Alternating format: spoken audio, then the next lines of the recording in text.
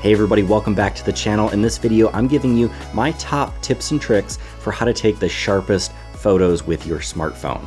Let's hop right into the video. My first tip for taking better photos with your smartphone is to clean your lens. I can't tell you how many times someone shows me a super blurry photo they've taken with their phone, and the first thing I do is I look at their lens and it's super smudged up with fingerprints everywhere.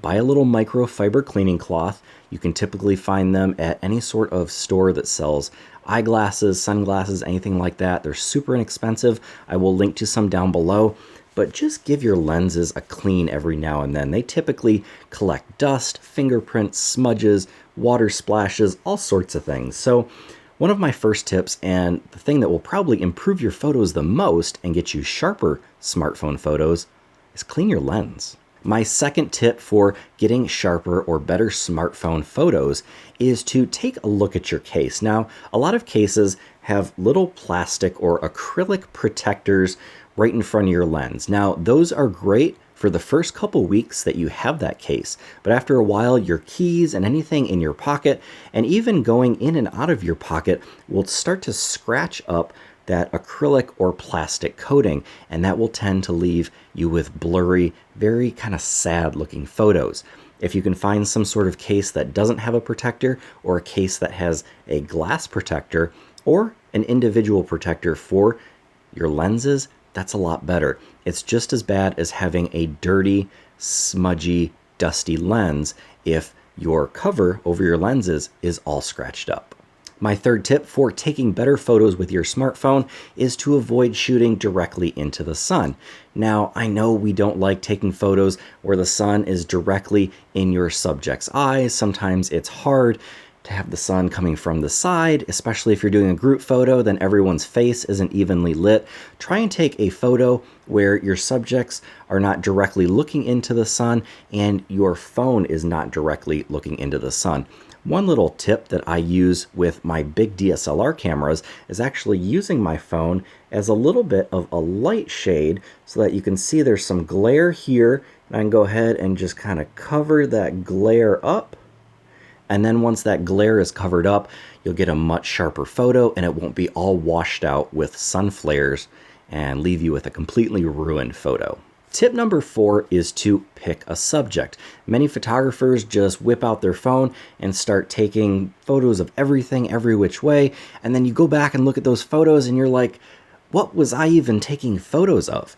The key is to pick a subject. Whether you're taking photos with a very expensive mirrorless or DSLR camera, or just using your phone for some snapshots or iPhone photography, you want to pick a subject, whether that subject is a building, whether that subject is a tree, a person for a portrait, a dog.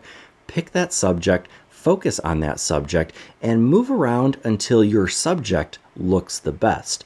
You'll notice an immediate improvement in your photography when you have picked a subject and learn to focus on that subject and do what you need to with the lighting, the angles, anything like that to make your subject look the best and make it clear to your audience who your subject is. My next tip, which goes right along with the fourth tip, is to learn about composition and use composition to make your subject look the best. Now, I know composition sounds like a scary word, and it sounds like something you're gonna have to put a lot of effort into, and it's really easy. Now, a quick little tip for learning about composition: open up your phone settings.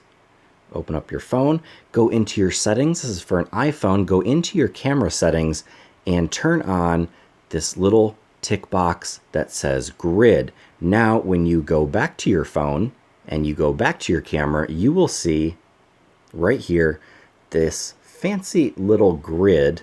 Everybody wants to look at my face there. You can see all my YouTube studio and everything. You can see this fancy little rule of thirds grid, which really comes in handy when you're taking photos. Let's say you're taking a portrait, you're gonna want that rule of thirds, the top third right through that eye. Let's say you're taking a landscape, try throwing that rule of thirds, the lower third on the horizon. That way you'll get a whole bunch of sky, or maybe if you wanna emphasize the ground, tilt that camera down, throw the horizon on the upper third. But give rule of thirds a practice. Try turning on that grid and try playing with some compositional techniques. Throw your subject off to the side to emphasize a little more of the environment. Maybe throw your subject right in front and center them to really focus in on your subject in that center third. Those are just some quick techniques you can use right now to get better photos out of your smartphone camera. Now, in addition to rule of thirds, another tip I have is to really pay attention to your frame. Look around your entire composition. Is there anything that's distracting you from your subject or would distract your viewers from your subject? Maybe it looks like there is a tree growing out of the top of someone's head, and that's going to be distracting to your viewer. Pay attention to the sides of the frame. What's going on over here? What's happening over here? What's happening all around your frame that could potentially be distracting from your subject? And go ahead and just move a little bit, or move your subject. You're in control of the scene most of the times. Move your subject, or if you can't move your subject, move yourself, get a new angle, and get a new position and composition to complement your subject. My next tip for getting sharper photos and better looking photos on a smartphone is to stop moving. So many people are just running around, waving their phone, doing whatever they want with their phone and expecting their phone to spit out an amazing sharp looking photo. You are part of that photo. You are the tripod when you are holding your phone. So hold it steady. And one little trick to do is, instead of using the little button on your phone right here, if you tap that, you're adding a little bit of shake to your phone. Now, I'm emphasizing that and exaggerating a little bit, but I highly recommend using the actual buttons on your phone, whatever phone version you have. Use the buttons to take your photo. That way you're holding it nice and steady. You're typically using two hands. Your arms are close into your body. Your elbows are nice and tight. Use your body like it's a tripod. And just squeeze that actual tactile button on your camera instead of tapping your screen and adding shake. Now that's going to help you get slightly sharper images than if you were shaking around and slapping your phone to take a photo. My seventh tip for getting better photos out of your smartphone camera is to use an app. Now, there are many different free apps out there. Lightroom Mobile, for example, is a great app that has a camera built in. In addition to that, it has settings built in so you can manually control the settings for your camera. That's really cool. I believe Blackmagic just released an app as well that's free that allows you to use actual camera settings of your smartphone. So give those apps a try. It gives you more manual control, more artistic control over your images, and you're going to end up getting better photos than you could imagine out of your smartphone. Tip number 8 for getting the best possible photos out of your smartphone is to shoot in RAW. Now, by default, most phones just shoot in JPEG, and it's okay. You're compressing the image a lot and you're really smushing that image quality. If you kind of want an illustration, you're smushing that data down and it gives you kind of a smushed, compressed, not very clear looking image. You'll get a much clearer, sharper image if you enable RAW on your phone. Now, for the nerds out there like me, that will also allow you to go ahead, edit your photos on a computer if you want to, and get a lot more data, a lot more sharpness, a lot more clarity out of your smartphone photographs.